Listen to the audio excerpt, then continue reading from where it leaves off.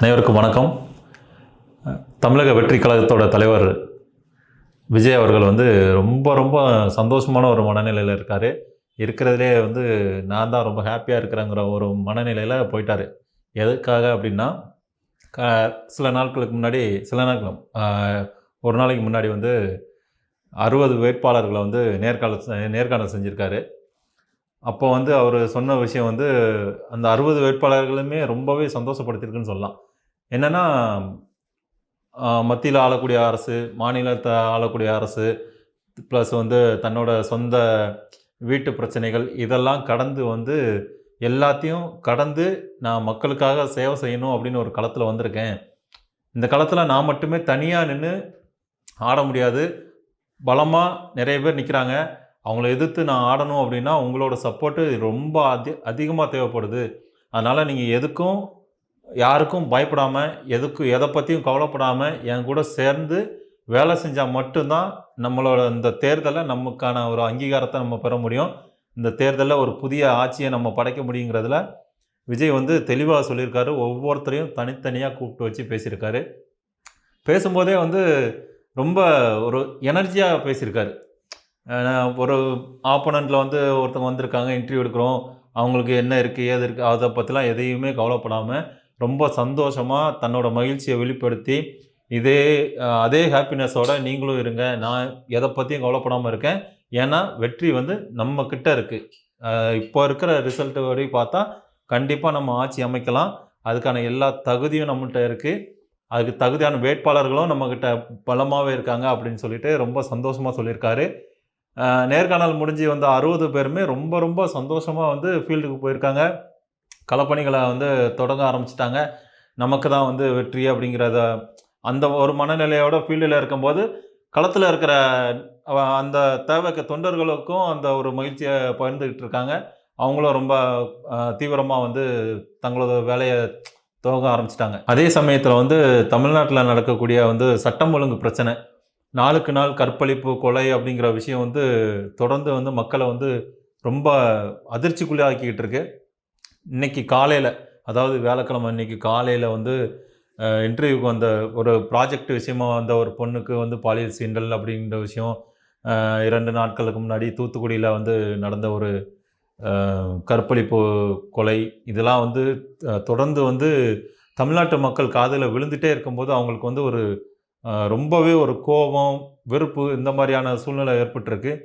இதெல்லாம் கடந்து அடுத்த தலைவரை தேர்ந்தெடுக்கக்கூடிய ஒரு இடத்துல மக்கள் முடிவெடுத்துட்டாங்க.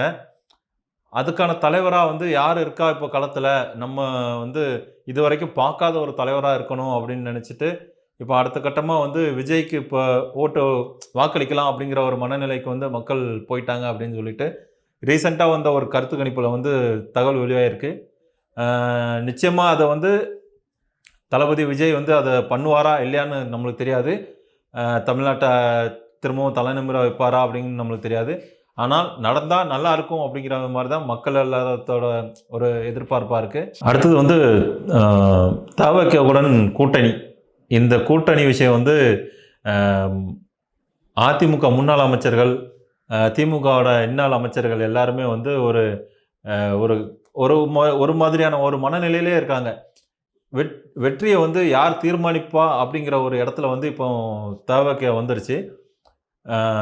ஒட்டுமொத்தமாக தவக அதிமுகவுக்கு சாஞ்சிருச்சு அப்படின்னா நம்மளோட வெற்றி 100% உறுதியாக இருக்குது அப்படிங்கிறதுல அதிமுக ரொம்பவே பிடிவாதமாக இருக்காங்க.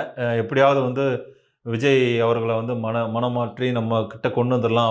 அவர் என்ன கேட்குறாரோ, எத்தனை தொகுதி கேட்குறாரோ, துணை முதலமைச்சர் பதவியை தவிர என்னென்ன கேட்டாலும் நம்ம கண்டிப்பாக கொடுத்துடலாம் அப்படிங்கிற ஒரு ஸ்டேஜில் அதிமுக இப்போ நிலைப்பாடு எடுத்திருக்காங்க. ஆக மொத்தத்தில் என்னென்னா, நம்ம திமுகவை பதவியிலேருந்து கீழே இறக்கிட்டு அதிமுக அதில் உட்காரணும். உட்கார்ந்ததுக்கு அப்புறமா நம்ம என்ன வேணாலும் எடுத்துக்கலாம். அதுக்கு முன்னாடி தவகவை நம்ம உள்ளே எடுத்துகிட்டு வரணும். அதுக்காக பிஜேபியை கூட கழட்டி வரனாலும் விட்டுருவாங்க. அந்த ஒரு ஸ்டேஜுக்கு அதிமுக வந்துட்டாங்க. இப்போ முடிவெடுக்க வேண்டிய கட்டாயத்தில் தவக தலைவர் விஜய் அவர்கள் நின்றுட்டுருக்காங்க. இந்த சிச்சுவேஷனில் பவன் கல்யாண் பிஜேபி கூட நீங்கள் டைப் ஆகணும். பிஜேபி தவக இந்த ரெண்டும் இல்லை, அதிமுகவோட சேர்ந்து தான் நீங்கள் களத்தில் இறங்கணும். உங்களுக்கு எத்தனை சீட்டு கேட்குறீங்களோ அதை வந்து நான் கண்டிப்பாக வந்து வாங்கி தரேன். அப்படியே ஜெயிச்சு மேலே வந்தால் கூட உங்களுக்கு என்ன வேணாலும் நான் பண்ணித்தரேன் அப்படிங்கிறதுல பவன் கல்யாண் வந்து ஒரு வாக்குறுதி கொடுத்துருக்காரு.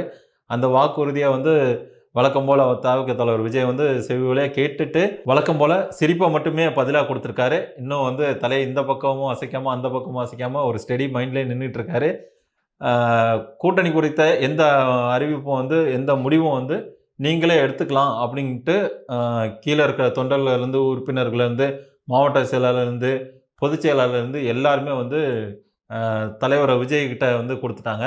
அவர் கண் அசைச்சா எந்த பக்கம் வேணாலும் போகலாம், அப்படி இல்லை நம்ம சுயேட்சையாக நின்று நம்ம தனிப்பெரும்பான்மையோடு நம்ம ஆட்சி அமைக்கலாம் அப்படின்னு நீங்கள் முடிவெடுத்தால் நாங்கள் அதுக்கும் உடன்படுறோம் அப்படின்ட்டு மாவட்ட செயலாளர்கள், பொருளாளர், பொதுச் செயலாளர் எல்லாருமே வந்து ஓகே சொல்லிட்டாங்க.